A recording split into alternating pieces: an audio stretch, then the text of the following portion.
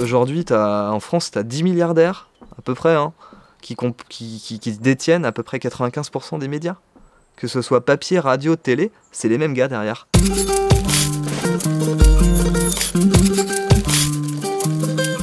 J'ai décidé de créer une revue de presse alternative, créer un média qui soit complètement libre, où il n'y ait pas de parti pris, il n'y ait pas de rédacteur en chef, il n'y ait pas de ligne directrice, où ce soit les gens qui créent le contenu, que ce soit les gens qui créent qui modèrent, qui créent le contenu, qui fassent vivre que ce soit le média qui représente les gens, quoi.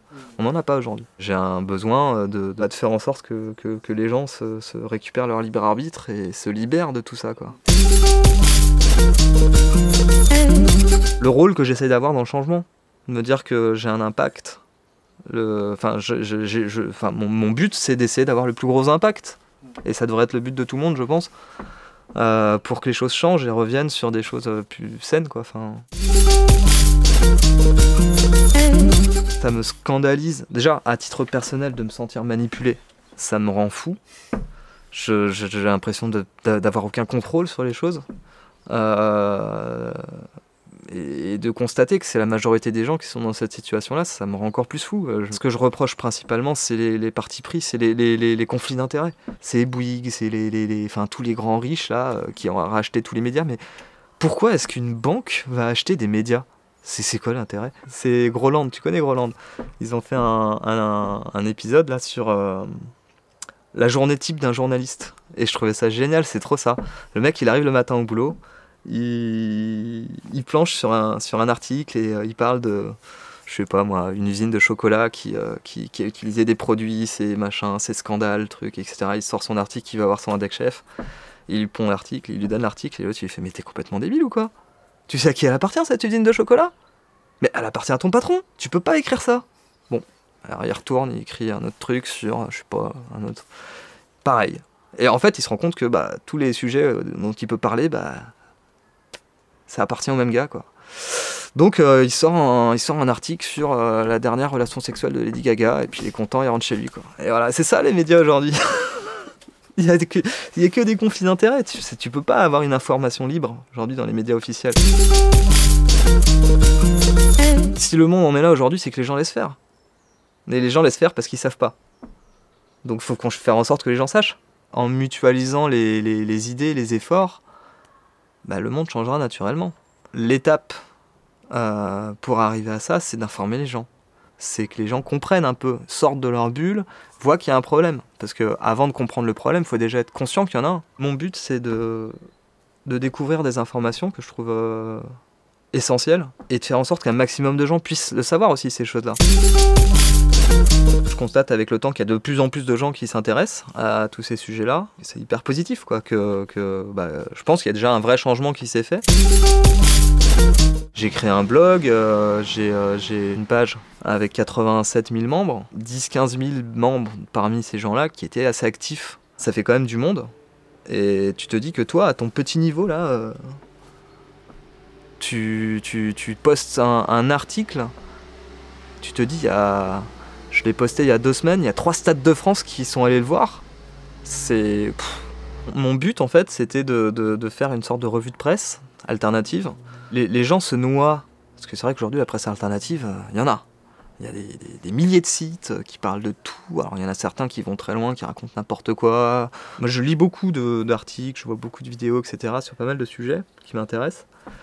Et d'essayer de centraliser sur un endroit des articles que je trouvais pertinents pour, quelque part, faciliter le travail aux gens qui me suivent.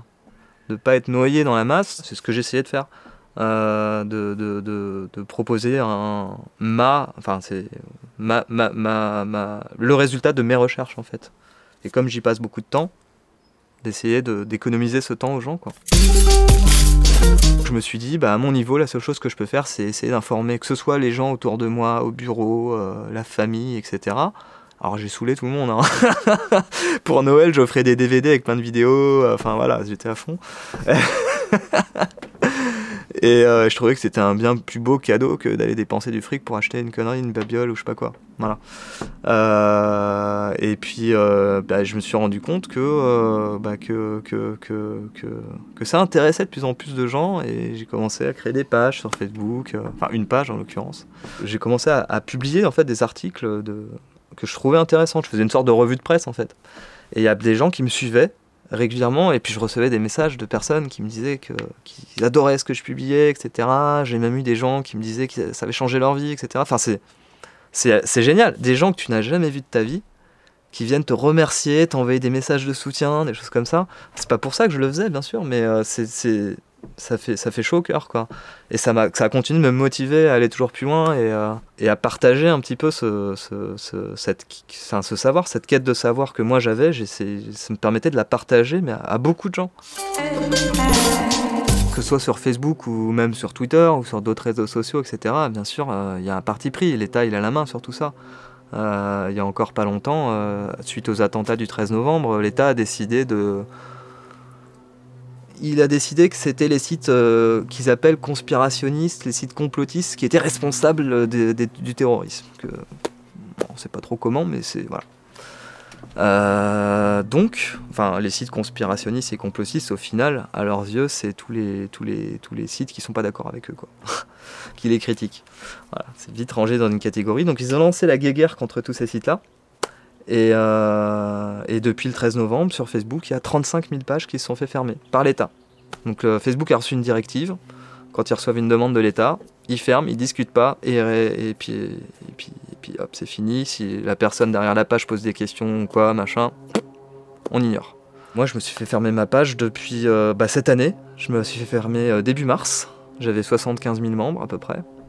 Et je me la suis fait refaire fermer début septembre avec 87 000 membres. On a tous les outils. On a Internet, on a tous les outils qu'on veut.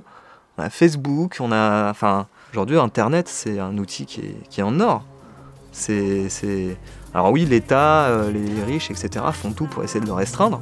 Mais quelque part, si on se laisse pas faire, c'est notre outil, quoi. Ça nous appartient, Internet. On met ce qu'on veut dessus.